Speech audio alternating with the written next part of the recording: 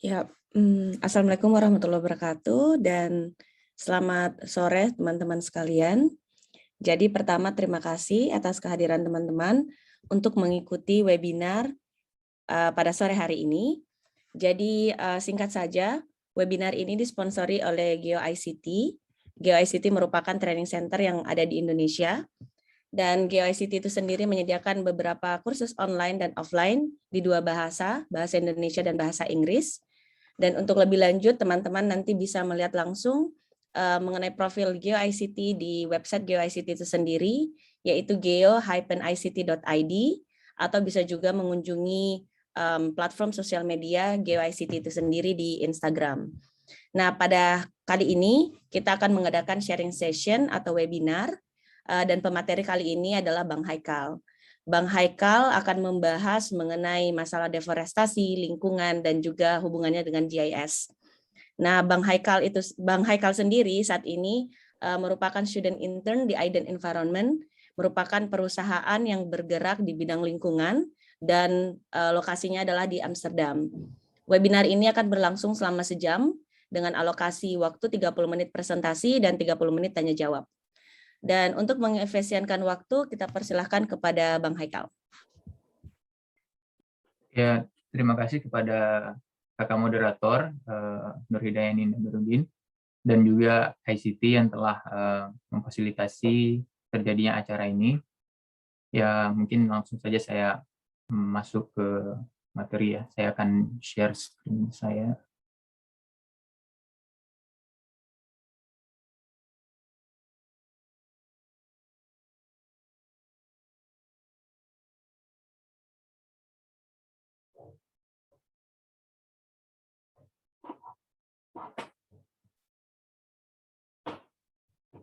Oke.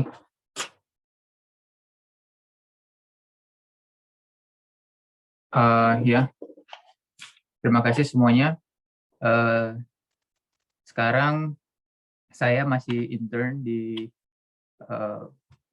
perusahaan konsultan lingkungan Aid Environment yang yang sekarang lagi berfokus pada isu-isu deforestasi dan juga isu-isu lingkungan lainnya. Dan untuk mempersingkat waktu, langsung saja saya masuk ke pembahasan hari ini, yaitu sawit, deforestasi, dan GIS.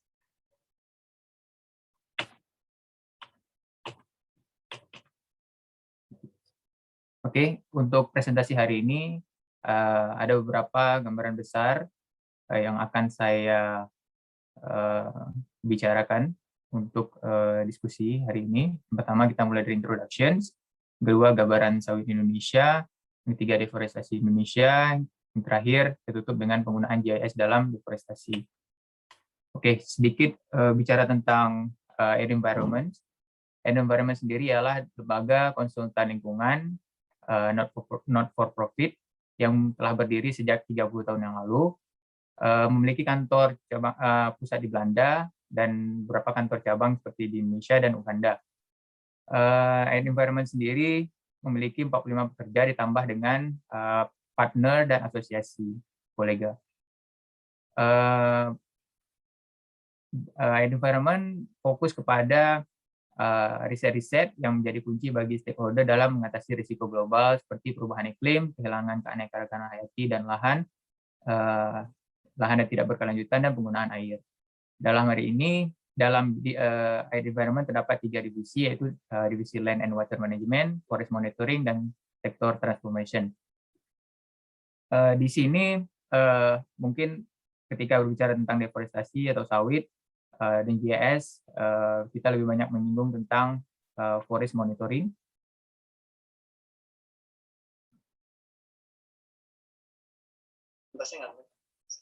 Apa?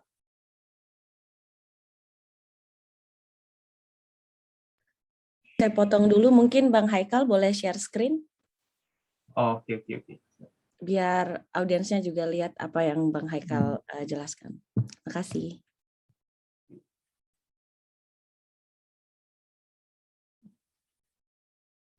Sebentar.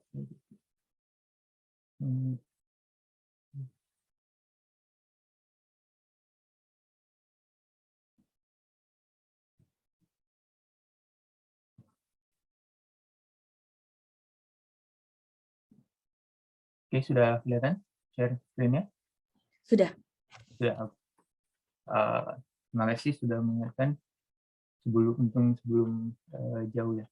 Oke, jadi kita lanjutkan lagi di bawah forest monitoring ya. Jadi kebanyakan ya, jadi di forest monitoring project ini kita banyak melakukan riset terhadap isu lingkungan. Salah satunya adalah Chain Reaction Research. Itu adalah proyek dari Konsorsium Environment, Profundo, dan Climate Advisor yang melakukan riset terkait dengan isu-isu lingkungan yang berada di Indonesia dan Uganda sendiri. Dan Indonesia fokusnya pada supply chain dari perusahaan sendiri, yaitu biasanya dari sawit atau HTI, hutan tanam industri. Hal ini dilakukan dalam riset ini bertujuan untuk memberitahu kepada perusahaan bagi apa yang mereka telah lakukan atau mereka seharusnya lakukan apa untuk meminimalisir isu-isu dampak lingkungan yang buruk. Oke. Sebelum itu kita mulai sedikit dari gambaran umum sawit.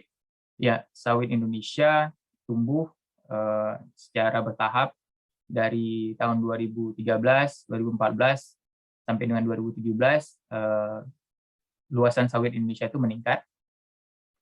Ya, dapat kita lihat juga di setiap provinsi sawit juga meningkat lumayan tinggi dari 14 juta hingga 15 juta hektar di tahun 2021. Ya, dari sini juga kita melihat bahwa tren penerbitan HGU, ya, HGU ini datanya saya dapat dari Kementerian ATR BPN Indonesia, ada 5.762 izin HGU dari tahun 1977 sampai 2018. Dari sini hanya terdapat 1.831 yang memiliki catatan lengkap mengenai data tahun pemberian izin. Namun inilah yang menjadi grafik dari 1.831. Namun sisanya saya tidak mengetahui lengkap data dan waktu izin tersebut diberikan. Dapat dilihat bahwa peningkatan pemberian izin di tahun 2018. Oke, kita lihat juga bagaimana produksi sawit dari tahun 2015 sampai 2019. Kita lihat lumayan meningkat dan lebih dominan daripada minyak-minyak sawit dari komoditas lain seperti soybeans, sunflower, rapeseeds, dan lain-lain. Oke, pada tahun 2018 sendiri, pemerintah melakukan suatu evaluasi terhadap peningkatan organisasi sawit di sini. Jadi pemerintah mengeluarkan moratorium di mana bertujuan untuk mengevaluasi, meningkatkan produksi, dan juga meminimalisir dampak lingkungan yang ada pada sawit sendiri. Istilah singkatnya memanage sawit dengan lebih efektif. Oke, kita lihat di sini lagi tren deforestasi Indonesia sebenarnya menurun, ya, di tahun dari 2018 sampai 2020 itu menurun. Tapi ada beberapa media yang memberitakan bahwa hasil dari penurunan sawit ini bukan bersumber dari kebijakan pemerintah, melainkan bersumber pada beberapa faktor seperti misalnya pembatasan dari COVID-19. Jadi aktivitas dari sawit itu menurun dan permintaan pasarnya juga menurun. Oke, bagaimana korelasi kelapa sawit itu sendiri dengan deforestasi? Saya kutip dari Madani Conditions. Di sini dia menampilkan bahwa sawit itu tumbuh dari tahun 2001 sampai 2017 dari 4.700 hektar hingga 12.300 hektar. Dan kenapa sawit sering diidentikan dengan deforestasi? Di sini juga mereka membuat laporan bahwa perkebunan sawit itu 23% merupakan penyebab deforestasi. Dan Ada juga perkebunan kayu di sini, yang mana 14%. Oke, mungkin itu sedikit gambaran tentang sawit Indonesia. Di sini juga saya tidak terlalu banyak menjelaskan tentang sawit karena juga di sini di pembahasan ini adalah fokus terhadap GIS. Jadi bagaimana menganalisis deforestasi dari sistem GIS sendiri. Mungkin yang kita pakai studi kasusnya adalah sawit, karena sawit ya lumayan dapat menggerus lahan atau menyebabkan perubahan lahan di dalam kawasan hutan maupun di luar kawasan hutan. Oke, yang pertama kita melihat peran GIS sendiri. Sebelum kita melakukan analisis deforestasi, ada beberapa data dan tahapan yang harus kita lalui untuk dapat mengefisiensikan waktu dan juga dapat mengefektifkan hasilnya. Yang pertama itu adalah kita harus punya data dari konsesi sawit sendiri, itu kalau di Indonesia namanya HGU, hak guna usaha. Itu dapat diakses, tapi tidak dapat diakses secara publik ya. Itu hanya dapat diminta di Kementerian ATR BPN. Akses tersebut tertutup untuk publik. Dan itu juga disebutkan sendiri oleh Sofyan Jalil, Bapak Sofyan Jalil, Menteri ATR BPN, mana akses untuk HGU sawit itu tidak terbuka untuk umum. Tapi mungkin jika teman-teman sendiri punya kolega atau mungkin memiliki lembaga institusi, mungkin bisa langsung meminta kepada data konsesi sawit tersebut kepada kementerian sendiri. Yang kedua itu ada data kawasan hutan, primer dan lahan gambut. Di sini selama saya intern, saya melakukan analisis, saya berpatokan kepada data hutan resmi dari pemerintah sendiri, bersumber dari KLHK, saya downloadnya di WebGIS KLHK, jadi langsung bisa teman-teman download. Itu adalah data PIPIP, itu peta indikatif dari perubahan lahan dan hutan, fokusnya di hutan primer dan lahan gambut. Peta ini sendiri dikeluarkan setahun 2 kali, jadi dalam setahun itu terdapat 2 revisi di periode pertama dan revisi periode kedua. Jadi tetap diupdate selama setahun 2 kali. Terus yang ketiga adalah gambar citra satelit resolusi tinggi dari planet, ya dapat diakses di planet.com. Itu sangat membantu dalam melihat detail-detail objek dari perubahan transformasi lahan. Yang keempat itu adalah data titik api, itu bisa dilihat dari NASA Fire Alert, nanti bakalan saya jelaskan lebih lanjutnya bagaimana penggunaannya terhadap analisa deforestasi. Yang selanjutnya ada Sentinel, itulah data satelit juga, bisa digunakan di kebakaran hutan, deforestasi, dan sebagainya. Nanti bakalan saya jelaskan. Terakhir itu ada data perubahan citra satelit dari perubahan vegetasi, itu dapat download di Global Forest Watch. Oke, seperti yang saya sebutkan sebelumnya, ini data satelit yang saya dapatkan dari planet, lumayan jernih dan detail objeknya. Dan ini saya ngambil data satelitnya dan saya overlay bersama data KLHK dari PIPIP sendiri di kawasan hutan primer dan lahan gambut, dan saya overlay juga dengan data HGU palm oil yang saya dapatkan dari Kementerian ATR BPN. Jadi dapat dilihat bahwa ini ketika kita mau melakukan identifikasi lahan, kita harus melihat dulu lahan itu termasuk dalam moratorium area dalam HGU, atau apakah itu termasuk dalam lahan yang dilindungi, atau apakah itu tidak, dan apakah itu berada di kawasan hutan atau tidak. Jadi di sini saya ngambil lahan yang kebetulan di dalam kawasan hutan, yaitu dalam area PIPIP, ya. Dan ini juga di area ini tersebut memiliki HGU sawit yang sedang beroperasi. Nah, di sini ketika saya membandingkan untuk mendapat data yang lebih nyata, kita zoom in, dan kita transformasikan objek tersebut dalam beberapa bulan terakhir. Ya, jadi kelebihan planet ini dia punya update data citra satelit per bulan. Jadi kita bisa install pluginnya langsung di QGIS atau ArcGIS. Kita langsung bisa buat petanya dan bisa lihat transformasinya selama per bulan.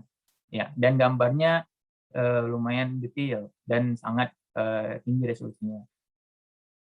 Dan ini dapat membuat gambar lebih menarik. Oke, seperti yang tadi saya ceritakan, ada juga data dari TKP, yaitu NASA Fire Alert.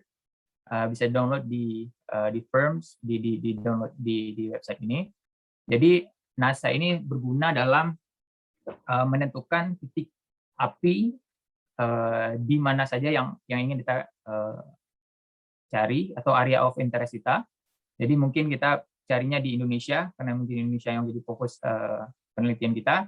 Jadi kita bisa download langsung di sini, kita lihat dari tahun berapa sampai tahun berapa, dan titik-titik tersebut juga sangat detail dan memberi keterangan waktu yang jelas. Ya, nanti keterangan waktu itu sangat penting dalam menentukan kapan terjadinya titik api tersebut, apakah dia dalam durasi moratorium atau tidak, seperti itu. Dan apakah titik api tersebut terletak di dalam lokasi moratorium atau tidak. Nah, nanti bakalan saya jelaskan di slide-slide selanjutnya. Oke, tapi di slide ini ketika kalian sudah mendownload, kalian hanya perlu mengisi data email segala macam, dan nanti bakalan dikirimkan ke kalian download bentuk zip, dan biasanya filenya itu berbentuk shapefile, itu vektor. Jadi kalian bisa langsung transformasi ke data di GIS kalian, di QGIS atau di ArcGIS. Jadi, tapi kalau saya sendiri ketika saya bekerja dengan data ini, saya mungkin ya, kalau satu Indonesia itu sangat banyak, bisa ratusan ribu titik api setahunnya. Jadi kita harus klasifikasi dulu data, kita filter dulu, kita ubah confidence levelnya itu, karena di sini di dalam data ini ada 3 confidence level. Yang pertama itu ada high, medium, dan low. Jadi yang low kita singkirkan dulu, karena yang low itu bisa aja jadi titik apinya yang tidak reliable, mungkin bisa aja dari orang bakar sampah atau orang-orang cuman api-api kecil yang ada di semak-semak, itu mungkin tidak terlalu signifikan terhadap analisis kita. Jadi yang saya tetap pertahankan itu adalah high confidence dan medium confidence level di titik apinya. Oke, dari titik api tadi, ketika kita sudah memiliki waktu dan waktu yang detail terhadap titik api tersebut, kita dapat langsung meng-cross-check-nya, mengkonfirmasinya lagi di data citra satelit yang lain, di website lain, dan ini juga sangat update ya. Jadi saya biasa gunanya Sentinel Hub, dapat dikunjungi di websitenya langsung, dapat login dan akses. Tapi saya kurang tahu karena ini kayaknya nggak gratis. Kalau saya pakai akun lembaga, jadi bisa dapat akses langsung ke akunnya ini. Jadi di sini penting karena ketika kita bicara api, kita harus tahu bentuk real apinya seperti apa. Nah, jadi di sini kita dapat langsung menuju ke tanggal yang ada. Jadi kita cocokkan dengan NASA Fire Alert tadi, di mana titik apinya tadi detail tahun, bulan, dan tanggalnya. Jadi kita langsung menuju ke tahun dan tanggal dan bulan. Di sini kita cek apakah di daerah tersebut benar terjadinya titik api atau tidak, atau hanya api-api kecil, gitu. Ya, tapi ya di sini update-nya itu lebih cepat daripada planet. Planet tadi update-nya itu sebulan sekali rentang waktunya. Tapi kalau di Sentinel ini bisa lebih dekat, jadi bisa lebih update dia datanya, bisa lima hari sekali atau seminggu sekali dia bisa update. Jadi untuk penelitian, untuk analisis yang lebih lanjut itu sangat sangat penting, karena dengan ada update terbaru dari setiap data, kita dapat melihat bagaimana api tersebut berkembang. Jadi ketika kita mau analisa deforestasi, otomatis kita menunggu dulu api itu berakhir, ya, sampai kapan dia berakhir, dan kita bisa lihat sisa-sisa seperti jejak-jejak api yang hitam, mungkin yang agak gelap, warna gelap. Ya, cuman di Sentinel ini kelemahannya sering adanya cloud cover. Cloud cover adanya tutupan dari awan, ya. Jadi ketika awan menutupi dari area of interest yang kita, atau titik api yang mau kita teliti, dia tidak bisa menampilkan gambar yang baik. Seperti yang kalian lihat di putih ini adalah tutupan dari cloud cover-nya. Berbeda dengan planet. Planet memang update-nya sebulan sekali, tapi dia memiliki mozaik yang berbeda. Jadi dia menangkap gambar dan memfilternya, memilih mozaik-mozaik yang cerah. Nah, jadi makanya dia dapat menyediakan data citra satelit yang lebih jernih. Walaupun di Sentinel di bulan tersebut terdapat cloud cover yang tinggi, tapi di planet bisa direduce karena dia punya mozaik berbeda. Berasal dari mozaik yang berbeda. Oke, ini contoh dari analisa titik api yang saya temukan di daerah Riau.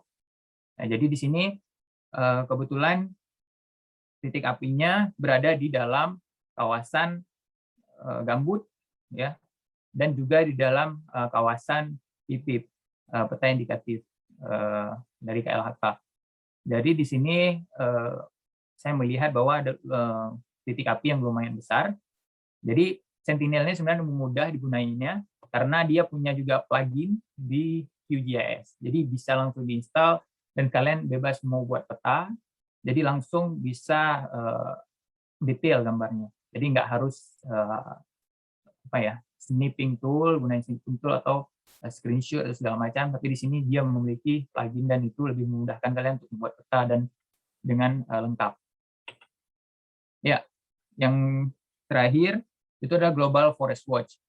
Di sini biasanya saya konfirmasi lagi melihat deforestasi yang terjadi di suatu daerah. Jadi bisa saja terjadi dari forest loss. Jadi ketika saya mengkonfirmasi lagi, ketika ada satu deforestasi yang terjadi, apakah itu karena apakah karena aktivitas kebakaran atau ada aktivitas perubahan transformasi lahan. Jadi bisa dilihat di sini ketika dia terjadi perubahan dari level vegetasi, mungkin dari dia ngambilnya ini gambarnya kalau Global Forest Watch dari 30 meter kali 30 meter. Jadi data yang dihasilkan nanti ini adalah data raster. Berbeda dari data yang dihasilkan dari NASA First Alert tadi, yang titik api itu dari data vektor. Kalau ini data raster, jadi dia itu berbentuk tile, seperti kotak-kotak, yang mungkin karena GIS pasti sudah tahu semua. Jadi data tiles ini, dia mengcover sekitar 30 kali 30 meter. Nah, jadi ketika ada satu vegetasi yang berubah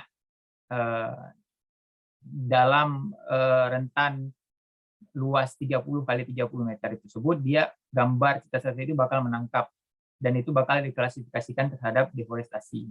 Namun perlu dicek lagi deforestasi yang terjadi itu kenapa? Apakah karena perubahan lahan? Apakah karena perubahan lahannya karena palm oil? Apakah karena pembangunan residen di situ, atau karena ada kebakaran hutan, atau karena apa? Jadi perlu dicek lagi kenapa perubahan lahan tersebut.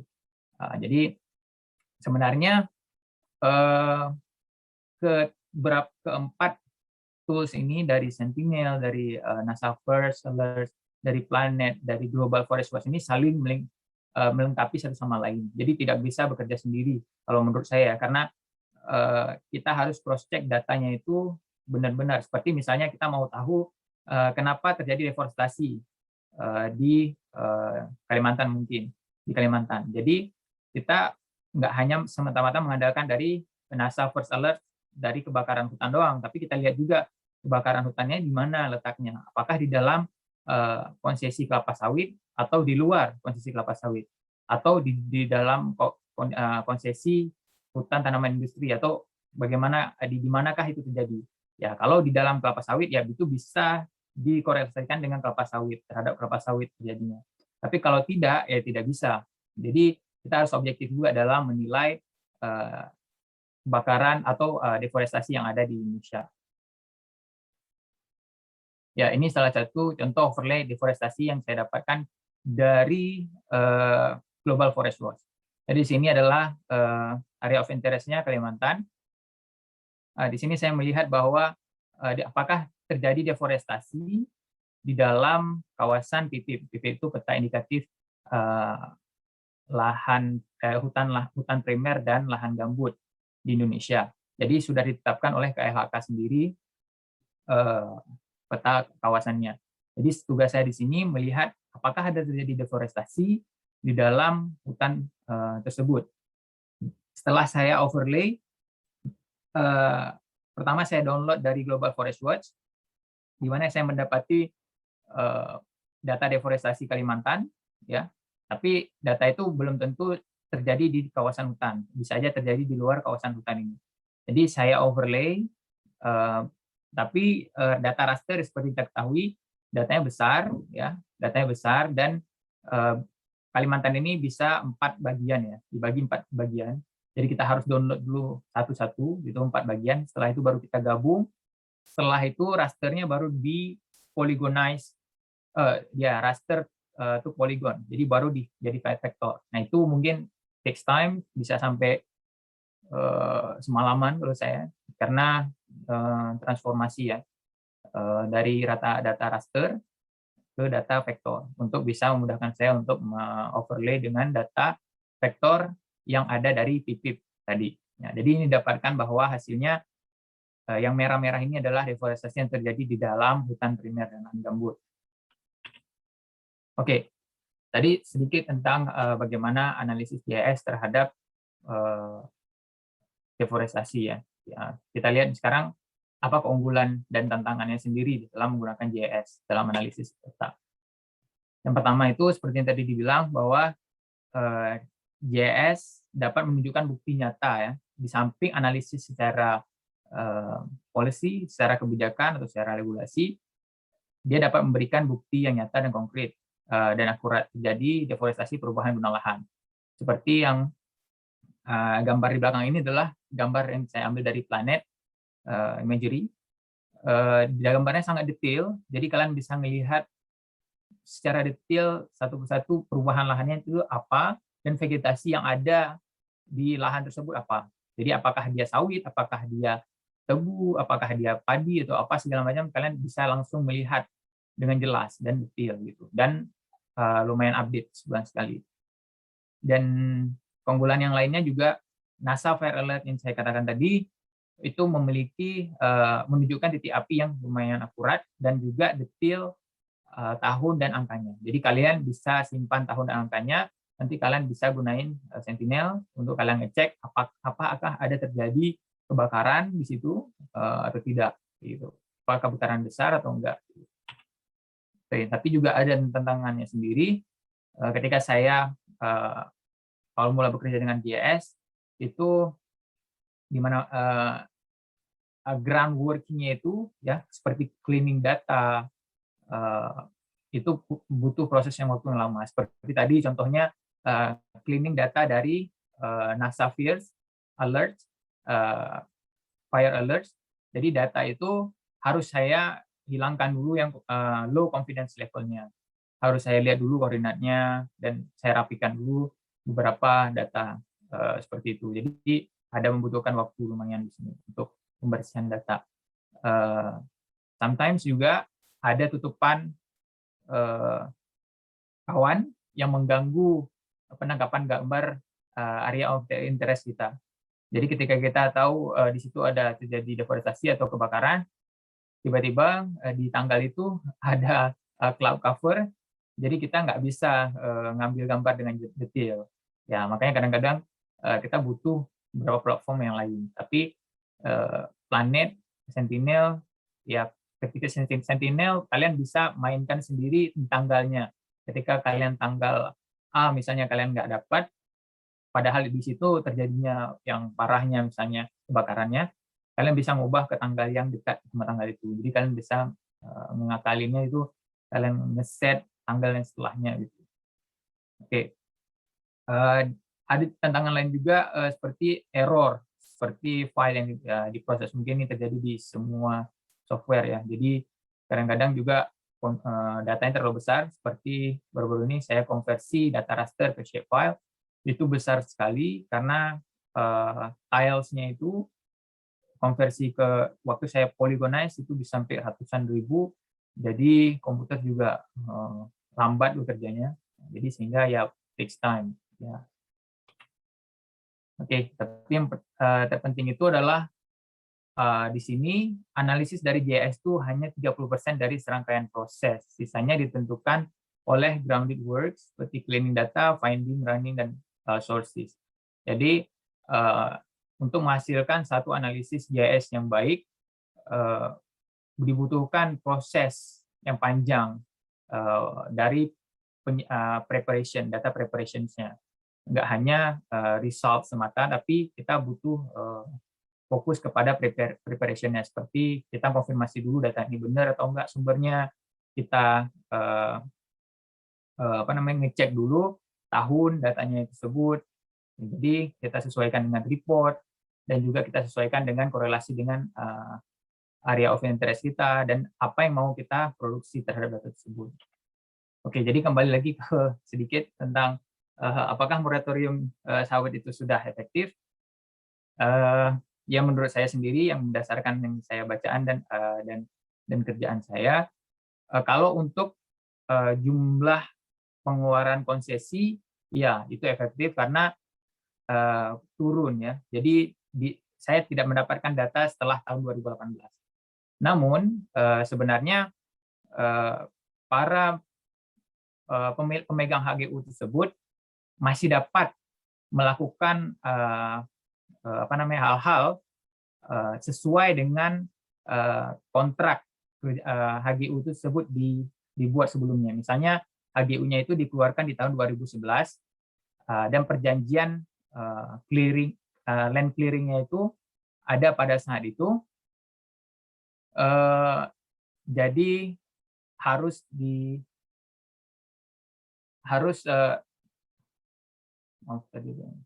jadi ketika dia tahun 2011 dia awal mulanya mengajukan permohonan izin lahan, setelah tahun tersebut dia tetap bisa menjalankan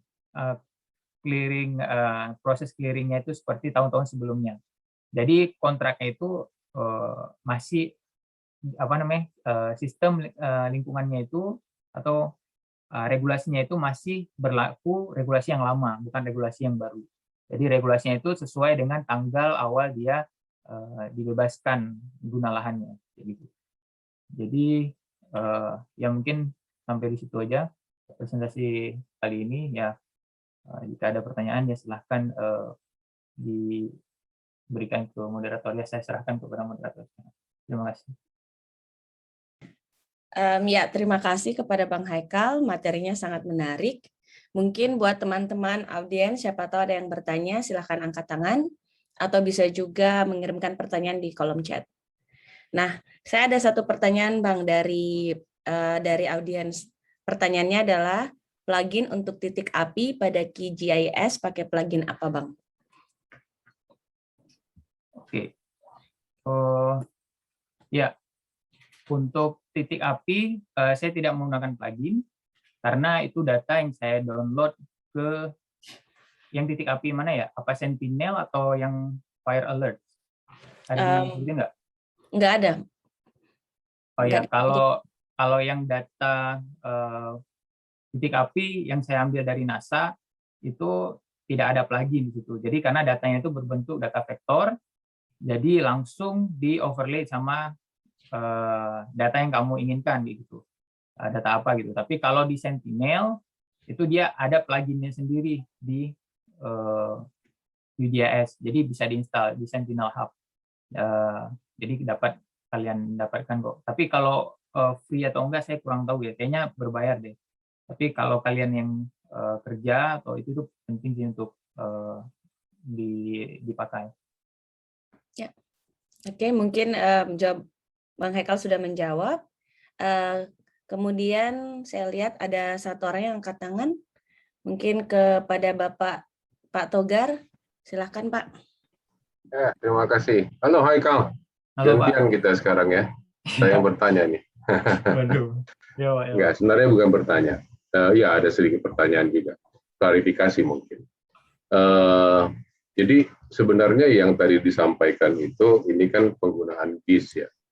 Tetapi saya terusik untuk menjelaskan karena ada istilah-istilah yang dipakai ya, seperti menurunnya rate of deforestation di Indonesia. Ya. Jadi deforestasi di Indonesia itu definisinya apa? Ini dulu, ya.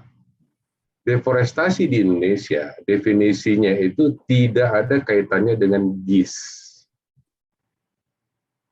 Ya, jadi semua yang hadir di sini mohon didengarkan.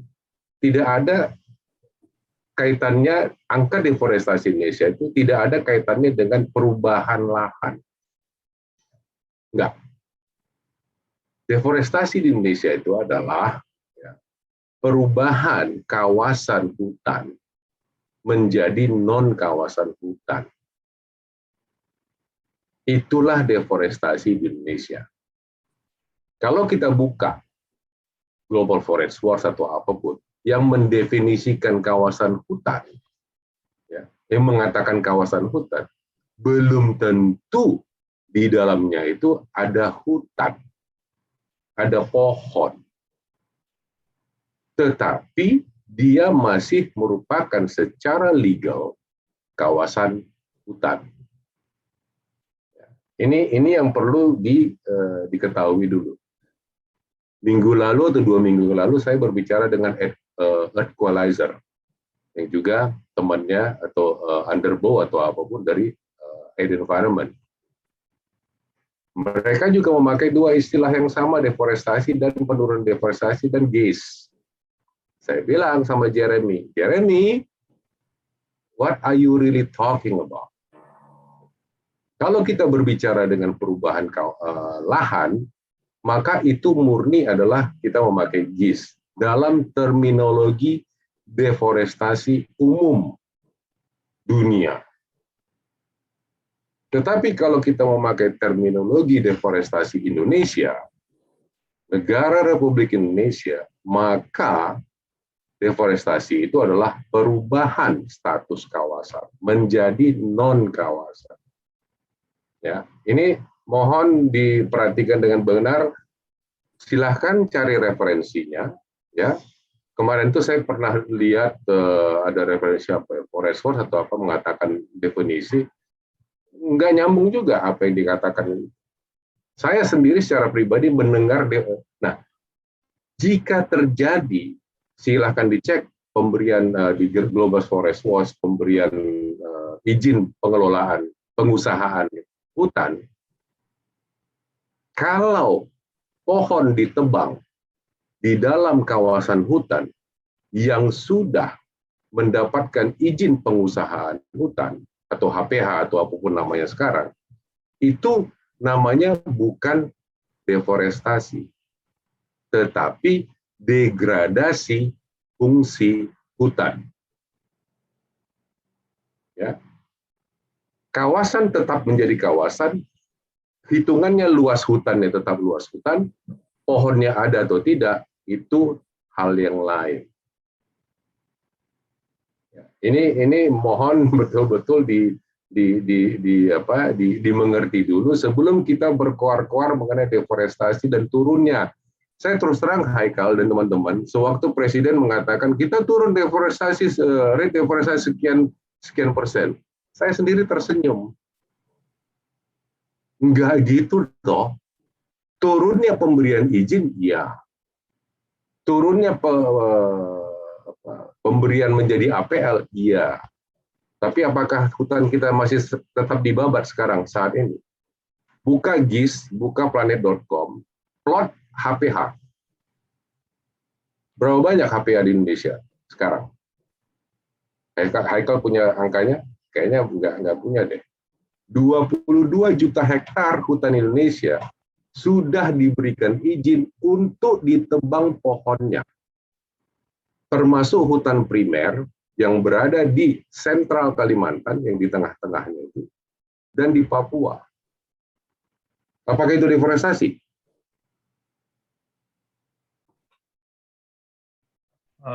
Tidak. Ya. Ya. Itu tidak deforestasi. Itu degradasi fungsi hutan. Karena statusnya masih kawasan hutan. Apakah kita meributkan deforestasi di dalam kawasan hutan? Nggak pernah.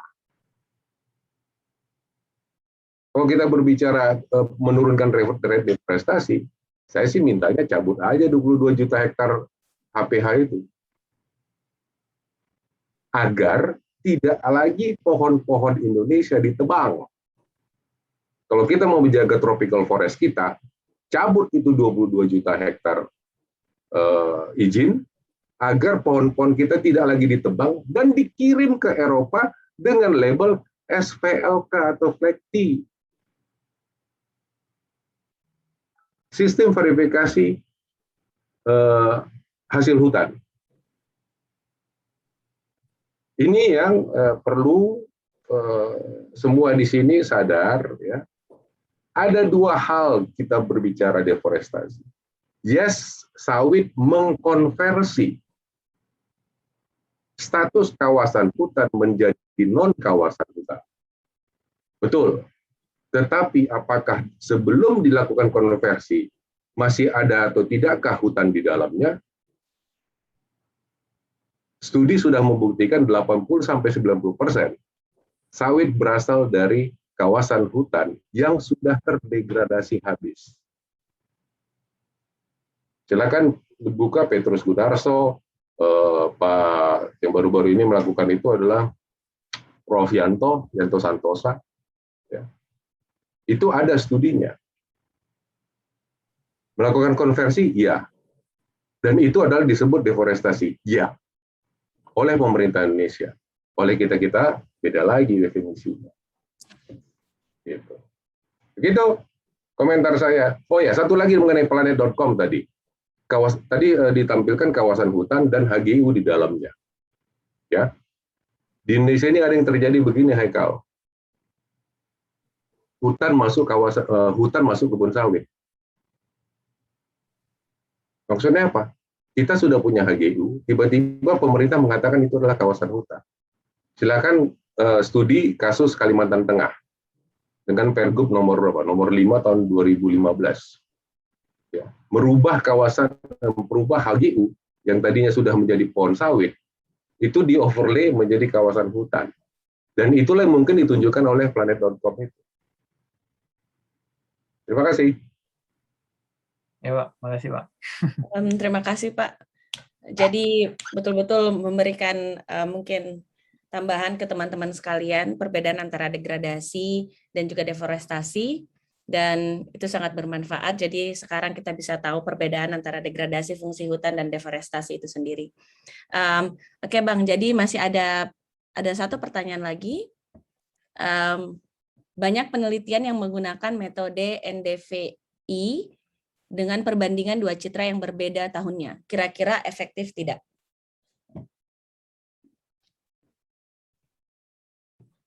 Oke. Ya, kalau untuk citra NDVI saya kurang terlalu paham yang di situ karena saya juga melakukan analisisnya itu melakukan global forest watch tadi. Saya melihat tutupan hutannya itu jika dia memiliki titik di Global Forest Watch. Jadi saya langsung download datanya itu di Global Forest Watch. Ketika dia ada tanda bahwa bisa ada warna, jadi makanya dia ada terjadi perubahan lahan di situ. Jadi ada, kalau citra satelit yang mana, saya kurang paham ya. Jadi yang pertanyaan ini kalau saya gunain melihat perubahan lahan itu di dalam suatu kawasan hutan ketika dia diidentifikasikan dia kehilangan tutupan hutan melalui Global Forest Watch website. Tapi yang maksud yang tadi dua citra yang berbeda, apakah itu mozaik atau apa, saya kurang paham ya apa maksudnya dari citra yang berbeda. Karena kalau Sentinel dia mozaiknya tidak banyak seperti planet, karena planet dia banyak, dia dapat menghasilkan citra yang lebih jernih. Jadi walaupun ada cloud cover-nya, dia semakin banyak mozaik semakin bagus, karena kita dapat melihat mozaik mana yang terbaik gambarnya. Jadi bisa diambil dan bisa jadi analisis kita yang lebih jernih lah, lebih detail. Oh, berarti Bang, kalau misalnya nih teman-teman nanti pengen melakukan citra satelit, berarti mereka standarnya itu melihat seberapa banyak mozaiknya. Seperti itu, Bang. Di mozaiknya itu sebenarnya tidak diterbitkan di situsnya ya. Jadi ketika kalian melihat satu citra satelit, di situ masih ada cloud cover-nya, berarti dia tidak menggunakan mozaik yang berbeda. Mozaiknya itu bisa dilihat juga dari false urban. Jadi dia ada seperti yang tadi dibilang juga perubahan infrared ya. Jadi dari infrared itu dia juga bisa dapat dilihat di situ berapa banyak mozaiknya yang ada di satu satelit itu. Jadi kalau menurut saya mozaik itu tidak ditulis di citra satelitnya, tapi ketika citra satelitnya itu menangkap gambar yang bagus, maka dia dari beberapa mozaik yang berbeda. Gitu. Dapat dibandingkan sendiri kejernihan gambarnya. Ya Bang, mungkin sebelum kita lanjut ke pertanyaan selanjutnya, mungkin Bang Haikal bisa jelasin secara singkat mozaik itu apa? Mungkin masih banyak audiens yang dari tadi bertanya-tanya apa sebenarnya mozaik itu. Ya, sepengetahuan saya, mozaik itu adalah tangkapan dari satelit yang berbeda-beda. Jadi dari beberapa angle yang berbeda. Jadi walaupun dia dari atas semua, tapi dia dapat mengcover dari area-area yang berbeda. Jadi area-area yang berbeda ini itulah namanya mozaik. Jadi supaya citra satelit yang didapat itu lebih baik ya. Jadi ketika mozaik yang dari utara itu sedikit tertutup, ya maka ada mozaik yang dari timur, yang dari selatan gitu. Ya, saya rasa itu sudah jelas. Terus Bang, ini ada dua pertanyaan lagi. Yang pertama itu, apakah diperbolehkan data dari lembaga yang tadi Bang Haikal tampilkan, apakah itu bisa dijadikan sumber data utama untuk kajian dalam penelitian? Ya, kalau yang tadi seperti data HGU dari, misalnya dia data sawit, mengambil data HGU dari Kementerian ATR BPN, yaitu bisa pastinya karena itu resmi rilis dari pemerintah. Dan juga kalau data hutan ya, kalau data hutan, kalau saya seringnya gunain data PIPIP ya. PIPIP itu tadi peta indikatif yang dikeluarkan dari KLHK, identifikasi hutan primer dan lahan gambut yang dilindungi.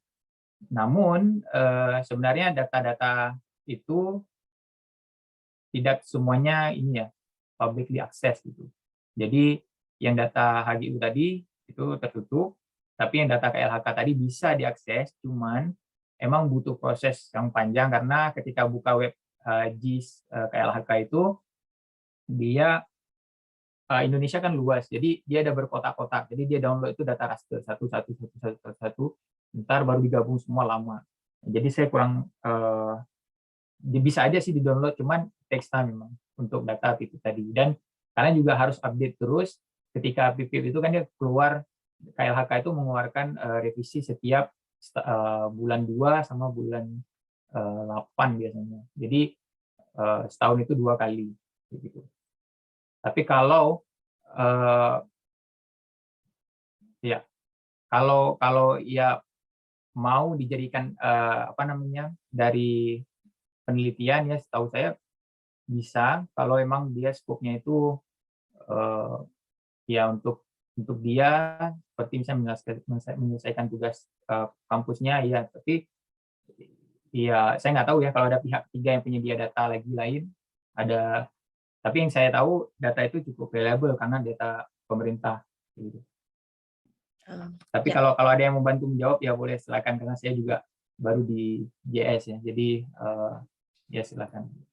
Ya, jadi intinya kalau data pemerintah ada most likely itu available ya, Bang, untuk penelitian. Tapi ada juga beberapa data yang mungkin tidak tersedia, jadi aksesnya butuh akses yang lebih. Ya juga teman-teman silahkan lihat di kolom chat. Di situ kita menampilkan, di situ ada link buat teman-teman mengisi nama untuk mendapatkan sertifikat dari webinar hari ini. Terakhir Bang, kita masih punya 7 menit. Ini ada satu pertanyaan lagi. Ketelitian citra satelit FIRE dari NASA itu, ketelitiannya berapa meter? Kalau untuk ketinggiannya saya kurang tahu ya, karena saya nggak meneliti tentang ketinggian dia dalam menangkap gambar. Tapi yang saya tangkap itu, nah, mungkin nanti bisa dicek sendiri ya. Saya belum ngecek sih ketinggian NASA itu berapa dia bisa nangkap objeknya. Cuman ya yang saya tangkap itu dia detail harinya ya. Kenapa saya bisa bilang dia detail harinya? Karena ketika saya cek di Sentinel, saya cross check di data fire alert tadi di NASA tadi itu memang benar ada api yang terjadi pada saat itu. Ya, jadi sinkron antara satelit dan NASA fire alert itu. Tapi kalau untuk ketinggian sendiri saya belum paham tentang ukuran itu. Ya oke, kita masih punya waktu 6 menit. Siapa tahu teman-teman masih ada yang ingin bertanya, silahkan kirimkan pertanyaan di kolom chat atau angkat tangan. Oh ini Bang, mungkin Bang Haikal bisa ceritakan sedikit bagaimana kerja di Aiden Environment dan bagaimana penggunaan GIS di Aiden Environment itu sendiri. Iya, sebenarnya kerjanya ya kita punya proyek kan, seperti yang tadi saya jelaskan di PPT. Saya di bawah proyek forest monitoring. Di situ kita kerja di chain reaction research. Kita mengeluarkan research yang berkaitan dengan analisis kebijakan dan juga didukung dengan GIS ya. GIS itu biasanya digunakan untuk gambar dari citra satelit. Ketika menggambarkan suatu wilayah yang terdegradasi atau terdeforestasi, kita membantu mensuplai gambar dari analisis tersebut, penguatan tersebut. Kalau itu secara teknisnya ya kerjanya. Kalau secara lain ada juga seperti konsultan, seperti kerja konsultan lingkungan lainnya, kita menampilkan riset tersebut, kita berkonsultasi kepada perusahaan mungkin ya yang melakukan degradasi hutan tersebut. Kita memberikan saran kepada mereka, yang kalian lakukan seperti ini loh selama ini. Nah, jadi ketika kalian mau berubah ke arah yang lebih sustainable, ya kita punya cara seperti ini, A atau B atau C. Jadi kita lebih ke encourage perusahaan juga untuk melakukan hal yang sustainable, tidak hanya mengkritik. Ya, jadi intinya mungkin saya simpulkan ya, Aiden Environment itu merupakan jasa konsultansi, tapi mereka menggunakan GIS di dalamnya. Mungkin seperti itu ya Bang Haikal secara umum. Dan nanti teman-teman GIS itu ya di Aiden Environment, GIS tidak menjadi salah satu highlight dari kami, tapi GIS itu cuman melengkapi dari analisa dari penelitian yang dilakukan gitu. Jadi GIS sebagai tools buat orang-orang di Aiden Environment. Nanti teman-teman juga bisa mengunjungi langsung kayaknya website Aiden Environment jika pengen tahu lebih lanjut bagaimana Aiden Environment itu sendiri. Nah ini kita masih punya 3 menit dan ada satu pertanyaan yang masuk ke saya. Bang mau nanya, kira-kira penggunaan analisis Object-Based Image Segmentation atau OBIS sudah termasuk efektif atau belum dalam analisis perubahan tutup lahan? Ya, terima kasih pertanyaannya. Untuk analisis lebih mendalam saya belum ya, saya belum ke sana. Yang saya lakukan masih sebatas analisis transformasi lahan membandingkan before after ya, dan juga melihat kepadatan tutupan lahan itu berdasarkan Global Forest Watch tadi. Jadi saya tidak melakukan analisis yang lebih detail terhadap itu ya, gitu. Ya, sekali lagi teman-teman, jika teman-teman ingin mendapatkan sertifikat, silahkan mengisi nama di link yang sudah ada di chat. Dan kita masih punya 2 menit. Mungkin sebagai penutup nih Bang Haikal, mungkin Bang Haikal ada saran buat teman-teman yang ingin berkarir misalnya di bidang GIS. Apa yang harus dipersiapkan dan seperti apa karir ke depannya, Bang? Ya, sebenarnya kalau secara pure jurusan, saya ini bukan orang GIS ya. Saya ini environmental science, fokus saya di environmental policy. Jadi ketika saya mengikuti salah satu kursus online, saya tertarik dengan GIS karena dengan GIS itu kita nggak hanya berbicara tentang analisis teori, analisis tentang regulasi, tapi juga GIS itu dapat memberikan bantuan skill pelengkap kita untuk menampilkan data analisis yang lebih akurat. Jadi dengan adanya dukungan GIS, foto, gambar itu menjadi bukti yang lebih nyata. Gitu. Jadi lebih kuat analisisnya. Dan saya itu belajar GIS itu baru sekitaran 1,5 tahun gitu. Jadi tapi saya mengakui bahwa saya ilmu GIS-nya masih rendah dan saya butuh improvement lagi ke depan. Kalau saya lihat peluang untuk GIS ke depan itu lumayan terbuka ya, karena seiring berkembangnya teknologi sekarang banyak banget software dan juga banyak banget website yang menyediakan data-data citra satelit seperti dari planet ini sendiri. Ini baru sejak 2016, tapi mungkin sebelumnya udah aktif, tapi sejak 2016 itu mulai intens digunakan. Dengan adanya ini dan gratis lagi, dan itu semua orang, mahasiswa semuanya bisa mengakses ini dengan bebas. Jadi untuk kedepannya saya lihat dengan adanya kecepatan internet yang tinggi, GIS juga bisa berkembang pesat ke depannya, dan semua jurusan saya rasa bakalan butuh GIS karena nggak hanya forest, tapi juga mungkin tentang tata ruang, kota, planologi, tentang oceanografi juga bisa dijadikan GIS sebagai alat pendukungnya untuk bisa mempertajam analisanya ke depan. Ya, jadi intinya buat teman-teman mungkin di bidang ilmu manapun, jadi GIS itu terbuka dan sangat bermanfaat untuk bidang ilmu manapun. Jadi entah teman-teman berasal dari background policy seperti Bang Haikal atau teknik misalnya, kalian tetap bisa belajar GIS. Dan mungkin jika teman-teman mencari wadah atau platform untuk belajar GIS, nanti teman-teman juga bisa mengunjungi GeoICT, karena GeoICT juga menyediakan sarana dan prasarana buat belajar GIS. Saya kira kita sudah sampai di penghujung acara. Terima kasih buat Bang Haikal atas waktunya, dan juga terima kasih buat GeoICT yang sudah memfasilitasi webinar kali ini. Buat teman-teman yang ingin mendapatkan sertifikat, silahkan masukkan namanya di link yang ada di chat. Dan buat untuk terus update dengan info atau webinar lainnya dari GeoICT, silahkan mengikuti GeoICT di platform online. Terima kasih teman-teman sekalian, terima kasih atas waktunya, dan sampai ketemu di webinar selanjutnya. Ya, terima kasih.